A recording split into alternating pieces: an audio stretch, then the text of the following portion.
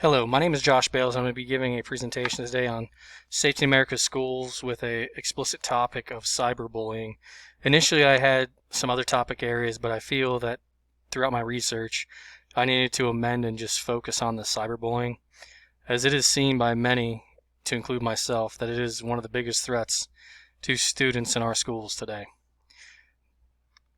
Now, with cyberbullying, as students navigate through the school, the greatest threat to their safety is cyberbullying. It has become a danger that does follow students home. They're connected, multiple various forms of social media, email, cell phones, Facebook, the gamut of social media sites. It will never leave them if they start being bullied by either their peers, at times students, staff, and others in their family, where this threat is a continuous, invasive element in their life that can have serious impacts, to include trend in the uptick in teen suicides due to bullying that they receive at school. Now, being a prior military guy, I look at some of this bullying as almost hazing, and hazing through different cyber means is also an uptick in academia and universities and in the military, as it's a way to constantly just belittle, pick on, tease, haze, whatever term you want to use, fellow students or service members. Now, some of the indicators that cyberbullying can be happening are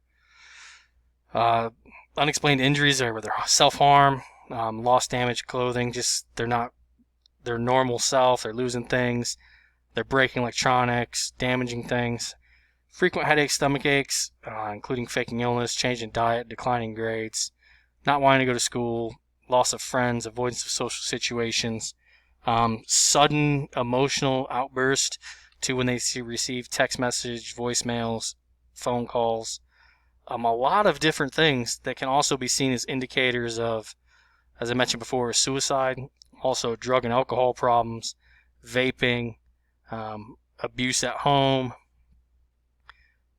violence in the school. It's a lot of the same indicators across the board. So for staff and educators, it can be tricky to narrow down that it could be cyberbullying, but cyberbullying does have that constant invasive aspect that is challenging. Now, some of the victims of cyberbullying are more likely to be involved in drugs, have physical issues, losing weight, self-harm, not suicide, but other self-harms, emotional health issues, depression, anxiety, low self-esteem, and grades being less than they normally would have been for that student.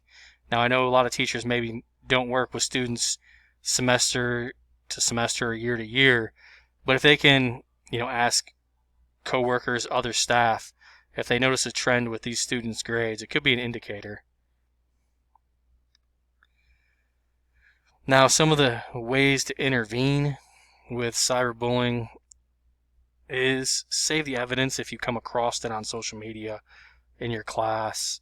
It needs to be some kind of evidence or websites that it did happen.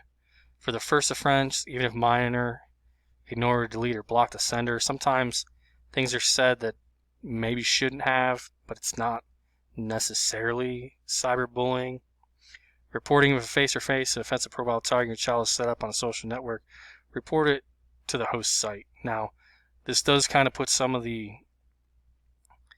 impact towards the parents or facilitators of different media forms. They just need to be aware of it. Investigate and monitor your child's online presence. That's for parents, but also with most of our students actually being in online education currently, there's a higher chance for the only interaction of that child to have is through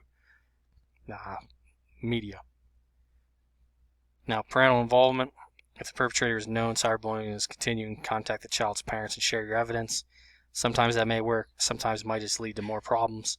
Now, if you have a very comfortable relationship with the parents, parent to parent, I know, like in my case, my children went to the same elementary school with the same parents for the past 6 years.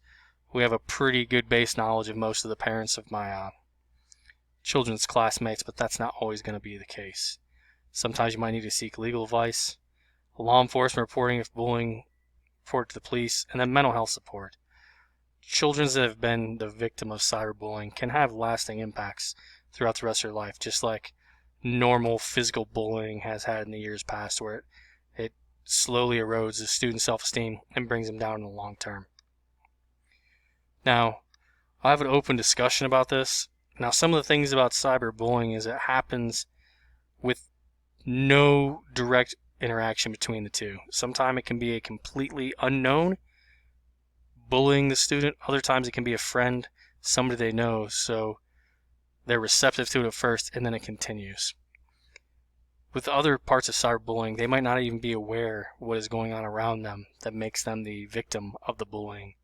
Messaging, Twitter, Instagram, a lot of these various social media forms can take things out of context, relay it in a way where the victim may not realize they're a victim until it's already too late. And now they're just in this vicious cycle of continuous harassment, hazing, whatever you want to call it, that they can't escape. Like, they're connected, they have to log online for schoolwork, they have to interact with some of these people that are, their antagonists. They can't escape it. So it is very detrimental to that student's overall mental health and well-being. Now, some of this stuff may seem like it's not real, kids just being sensitive. But if you could imagine, you're going about your day, and the whole time you are awake, you have students or unknowns continually barraging you about your self-esteem, the way you look, any pretty much detail of your life that you can't escape. It would be a challenge. It's almost, to me, it would be like being in a prison cell where you're in the middle of the prison and everybody else just can see you and you have no way to escape it.